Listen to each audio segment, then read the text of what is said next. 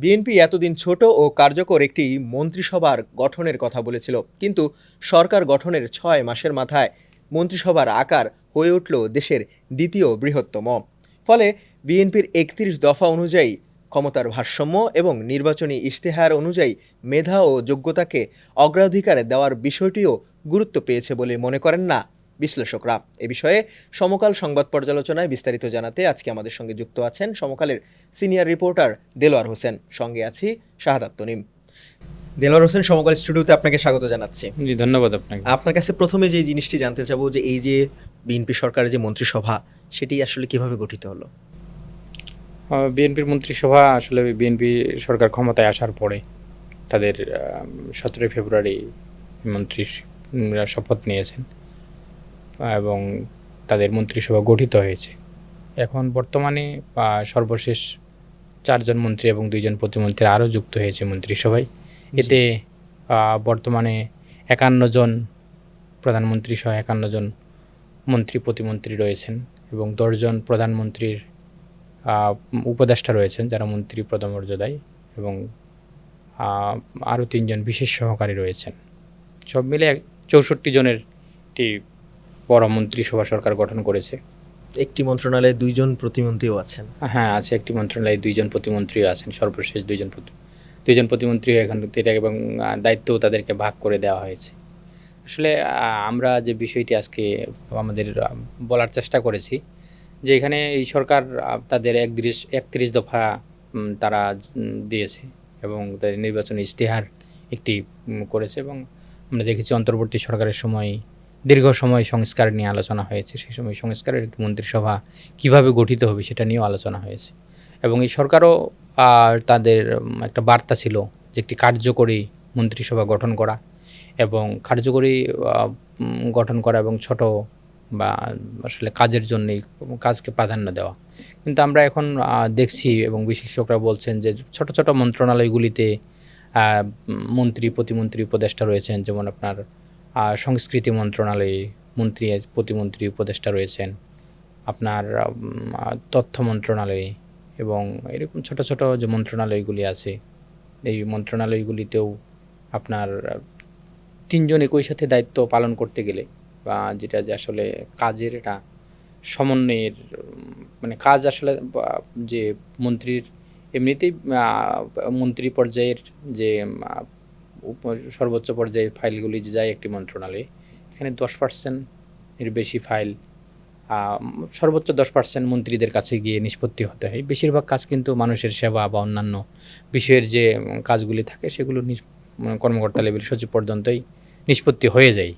তাহলে আসলে একটি মন্ত্রণালয়ে যখন কাজের পরিধি বেশি হয় তখন এটার আরও কোয়ারি থাকে, আরও সিদ্ধান্তের জায়গাতে জটিলতা তৈরি হয়, আর একটু ঝুঁকি তৈরি হয় বলে মনে করছেন বিশ্লেষকরা। এবং আমরা সরেজমিনেও যে বিষয়গুলো দেখেছি যে যেমন জনপ্রশাসন মন্ত্রী, তিনি জনপ্রশাসন একটি গুরুত্বপূর্ণ মন্ত্রণালয়, সেখানে একজন প্রতিমন্ত্রী হিসেবে দায়িত্ব পালন করছেন। একই সাথে তাকে খাদ্য মন্ত্রণালয়ের প্রতিমন্ত্রীর দায়িত্ব দেওয়া আছেন। তিনি কিন্তু আসলে খাদ্য মন্ত্রণালয়ে অফিস করছেন না। তার কাছে জরুরি প্রয়োজনে তার দপ্তরের কর্মকর্তারা বা খাদ্য মন্ত্রণালয়ের কর্মকর্তারা বলছেন যে আসলে জরুরি কোনো প্রয়োজন থাকলে স্যারের কাছে সেই বিষয়গুলো আমরা নিয়ে যাই। আর তিনি মূলত নিয়মিত জনপ্রশাসন মন্ত্রণালয়ে অফিস করছেন।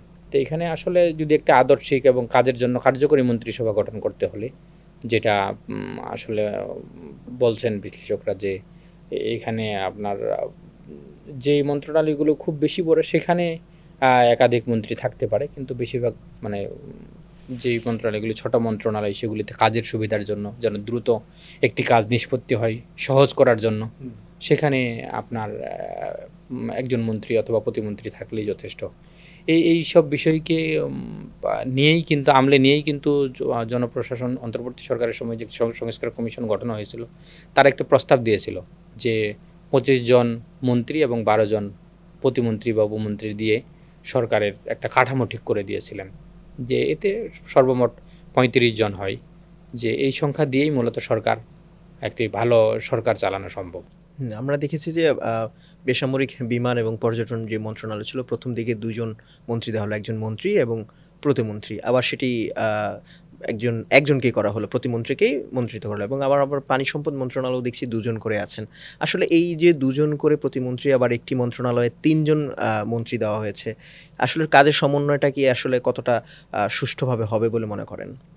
আসলে কাজের সুষ্ঠু কতটা হবে এখানে তো আমরা বলছি যে আসলে যখন 3 জন কর্মকর্তা থেকে যান, যখন আসলে একজন মন্ত্রী তো মূলত কাজের জন্যই সেবার জন্যই মূলত তাকে দেওয়া, যে সিদ্ধান্তের জন্য, ফাইনাল সিদ্ধান্তগুলি যেন জনগণের জন্য দ্রুত, সে মানুষের জন্য যেন দ্রুত কাজগুলি করতে পারেন। তো যখন 3 জন বেশি মানুষ হয়ে যায়, যখন কাজ কম থাকে বেশি মানুষ হয়ে যায়, অর্থাৎ অর্থনীতির ভাষায় বলা যায় যে চাহিদা এবং যোগানের যদি মিল না থাকে, তাহলে তো এখানে একটা গ্যাপ তৈরি হয়। এবং একই সাথে এখানে যদি কাজ কম থাকে, জনবল বেশি হয়, সেখানে সময় এবং অর্থের একটা অপচয় হওয়ারও শঙ্কা থেকে যায়।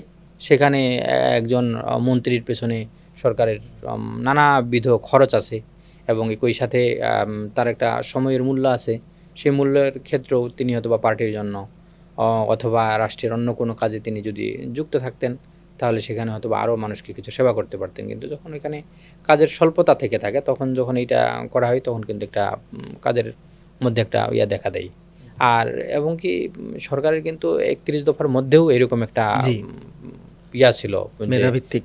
মেধা স্পিরিট ছিল তাদের, যে 31 দফার মধ্যে তারা মূলত একটা ক্ষমতার মধ্যে ভারসাম্য নিয়ে আসার জন্য সরকার ওইখানে চেষ্টা তারা বলেছিলেন তাদের তারা। চতুর্থ দফায় এটা বলেছেন যে ক্ষমতার মধ্যে একটা ভারসাম্য থাকবে, এবং সব প্রধানমন্ত্রী, রাষ্ট্রপতি এবং অন্যান্য যে বিষয়গুলি আছেন, বিভিন্ন সরকারি যে প্রতিষ্ঠানগুলো আছে, সবগুলোর মধ্যেই কিন্তু একটা ক্ষমতার ভারসাম্য নিয়ে আসার চেষ্টা করেছেন। তাই ক্ষমতার ভারসাম্য কিন্তু একটা আদর্শিক কাঠামো গঠন করতে চান, সেক্ষেত্রেও কিন্তু জনবল কাঠামো একটি বেশি গুরুত্বপূর্ণ বিষয়। এবং এখন তো আমাদের আসলে তথ্য প্রযুক্তির অপার একটা সময়, সম্ভব। ডিজিটাল এই যুগে, বা কম জনবল দিয়ে, এখন তো এআই দিয়ে আমরা দেখছি যে ট্রাফিক আসলে কত সুন্দর ঢাকা শহরে এআই দিয়ে মেনটেন হচ্ছে, যেখানে কম জনবল, এরকম অনেক কাজই কিন্তু এখন এআই দিয়ে করা সম্ভব। করা সম্ভব, আহ, করা সম্ভব। এবং সেখানে কম জনবল দিয়ে অনেক বেশি কাজ করাও সম্ভব। যেই কথাগুলো বলা হয়েছিল, যেই বিষয়গুলো আনা হয়েছিল 31 দফায়, সেটি আসলে বাস্তবায়নে কোনো রোড ম্যাপ কি দেখছেন কিনা? সেটাও এটা বিষয় যে সরকার তো রোডম্যাপ একটি ঘোষণা করেছিল 180 দিনের। জি, এর সেটি মধ্যে পার হয়েছে। মন্ত্রীদেরকে একটা বার্তা দিয়েছিলেন 180 দিনের জন্য। সেটি অতিক্রম করেছে সরকার, এখন মূল্যায়ন করছে। এবং একই সাথে কিন্তু এখানেও কিন্তু আমরা তো মন্ত্রিসভার গঠনটা নিয়ে বলছি যে এখানে আসলে কীরকম একটি আদর্শিক গঠন কাঠামো হলে ভালো হতো। এখানেও কিন্তু তারা এই প্রশাসনিক কাঠামোটাকে একটা মেরিটোক্রেসির কথা মাননীয় প্রধানমন্ত্রী বারবার বলেছেন, এবং তাদের ইশতেহারে বলা আছে যে একটি মেধাভিত্তিক একটি প্রশাসন গঠন করা হবে। তো প্রশাসনের তো একটু শীর্ষ পর্যায়ে হলো একজন মন্ত্রী অথবা প্রতিমন্ত্রী, তার মাধ্যমে এই মেধাটাকে এবং এই কাঠামোটাকে, প্রশাসনিক যে কাজের যে বাস্তবায়ন, একটা আদর্শিক যে প্রশাসন কাঠামো গঠন করা, তার মাধ্যমেই নিশ্চিত হবে। কারণ তাদের মধ্যে যদি উম, এটা আমরা প্রশাসনের ভাষায় আমরা রিপোর্টিং করি, মাথাভারী প্রশাসন, মাথায় যখন বেশি ব্যক্তি হয়ে যায়, তখন আসলে একটা আদর্শিক সরকারি একটা আদর্শিক সাংগঠনিক কাঠামো যেটা বলে অর্গানোগ্রাম সরকারি, সেটা কিন্তু আদর্শিক কাঠামোটা হলো যে উপরের দিকে কম থাকবে, এবং নিচের দিকে এটা লেয়ার অনুযায়ী এটা বাড়তে থাকবে। তো যখন এটা ঠিক ওই মন্ত্রীর সংখ্যাটা কিন্তু যখন বেশি হয়ে যায়, তখন কিন্তু এটা এই পিরামিডটাও আসলে ঠিক থাকে না, এই পিরামিডের জায়গাতেও একটা গ্যাপ তৈরি হয়। এবং সরকার যে বলছে মেরিটোক্রেসির কথা, এবং এই সিদ্ধান্তগুলির ক্ষেত্রেও আসলে, আর আমাদের দেশ তো ছোট দেশ, এই দেশের মধ্যে নানা রকম যখন মন্ত্রীর সংখ্যা বেড়ে যায়, নানা রকম তদবিরও বেড়ে যায়, নানা রকম চাপ বেড়ে যায়, কাজের আসলে অনেক বেশি মানুষ ভিড় করে একটি মন্ত্রণালয়ে। এবং আমরা তাই দেখছি সরেজমিনে, যে আসলে যখন মন্ত্রীদের এই বেশি সংখ্যক মন্ত্রী হওয়ার কারণে মানুষের ভিড় অনেক বেশি বেড়ে গেছে, নানা পক্ষ থেকে বেশি মন্ত্রী, বেশি মানুষ যাচ্ছে, বেশি মানুষের কাছে তদবির করারও সুযোগ পাচ্ছে, এটাও একটা জটিলতা তৈরি হচ্ছে। আরেকটি বিষয় আপনার কাছ থেকে একটু জানতে চাই, যেটি আমিও আপনার দৃষ্টি আকর্ষণ করতে চাই। মন্ত্রিসভার গঠনের পরপর কিন্তু প্রধানমন্ত্রী বলেছিলেন যে 180 দিন পরে কিন্তু প্রত্যেকটা মন্ত্রীরই মূল্যায়ন বিবেচনা করা হবে এবং তাদের জবাবদিহিতার আনায় হবে। সেটি কি আমরা এইবার 100 দিন পার হওয়ার পরে, 180 দিন পার হওয়ার পর কি দেখলাম কিনা? হ্যাঁ, 180 দিন এটা পার হওয়ার পরে তো কিছুটা বোঝা যাচ্ছে যে এটা একটা নতুন সংযোজন দেখলাম আমরা, যে নতুন করে 4 জন মন্ত্রী যুক্ত হয়েছে। এবং আপনার দুইজন প্রতিমন্ত্রী যুক্ত হয়েছে। একজন তথ্যমন্ত্রীকে নতুন করে নিয়োগ তার দেওয়া হয়েছে। নতুন করে নিয়োগ দেওয়া হয়েছে এবং তাকে তার আগের যিনি তথ্যমন্ত্রী ছিলেন তাকে তার রাজনৈতিক প্রধানমন্ত্রীর রাজনৈতিক উপদেষ্টা হিসেবে নিয়োগ দেওয়া হয়েছে। তো এই যে একটা পরিবর্তন, এই পরিবর্তনের জায়গাতেও আমরা মনে করি যে মাননীয় প্রধানমন্ত্রী তার যে অ্যাকশন প্ল্যান সেটারই একটা অংশ, এটাও যেহেতু মন্ত্রিপরিষদ তারই মন্ত্রিসভা দিয়েই তো তার কাজগুলি বাস্তবায়নের তিনি একটা স্বপ্ন দেখেন। কিন্তু পুরনো যে মন্ত্রীরা রয়েছেন, বহাল রয়েছেন, তাদের যে কার্যক্রম এখন পর্যন্ত 180 দিন পর্যন্ত যারা যারা তারা করেছেন, সেটির বিবেচনায় কি তারা কোনো উদ্যোগ নিয়েছেন কিনা? আপনাদের কাছে কি তথ্য আছে? এটা তো আসলে ওই উদ্যোগের জায়গাতে একটা প্ল্যান ছিল তাদের, জি, লিখিত একটা right. ড্রাফট ছিল। প্রতিটা মন্ত্রণালয় তাদের একটা নির্দিষ্ট প্রধানমন্ত্রী কার্যালয় থেকে চাওয়া হয়েছিল তাদের কাছে যে প্রত্যেক মন্ত্রণালয়ের এই 6 মাসের মধ্যে অথবা 180 দিনের মধ্যে কী কী করা হবে এটা একটা প্ল্যান দেওয়ার জন্য। প্রত্যেকেই প্ল্যান দিয়েছিলেন এবং তাদের একটা নির্দিষ্ট এটা প্রতিটি দপ্তর, অধিদপ্তর, পরিদপ্তর এবং মন্ত্রণালয় তাদের একটা প্ল্যান তারা দিয়েছিলেন। সেই প্ল্যানের কাজগুলি তো মন্ত্রীদের মাধ্যমেই নিষ্পত্তি হয় বা কাজগুলি সম্পন্ন হয়। সেই সম্পূর্ণ কাজগুলি তারা আবার এই 6 মাসের পরে মূল্যায়নের জন্য একাধিক মিটিং হয়েছে, আবার তারা আলোচনা করেছে নানাভাবে। কিন্তু আসলে সেই মূল্যায়নের জায়গায় 6 মাসের যে একটা বড় প্ল্যান ছিল আপনার আইন শৃঙ্খলা, প্রশাসন এবং অন্যান্য যে সেক্টরগুলি আছে, স্বাস্থ্য খাত। স্বাস্থ্য খাত এটা যে সরকার প্ল্যানের কিছু কাজ বাস্তবায়িত হয়েছে, কিন্তু আরও বড় একটি অংশই কিন্তু বাস্তবায়িত হয়নি, যেটা বাস্তবায়ন হওয়া জরুরি যে কাজগুলো। আপনার কাছে শেষে একটি প্রশ্ন করতে চাই, সেটি হচ্ছে যে যেসব মন্ত্রণালয়গুলোতে মন্ত্রী এবং প্রতিমন্ত্রী রয়েছে, তাদের মধ্যে কি কোনো সমন্বয় ঘাটতি আপনাদের চোখে পড়েছে কিনা? বিষয়গুলো কিভাবে দেখছেন আসলে?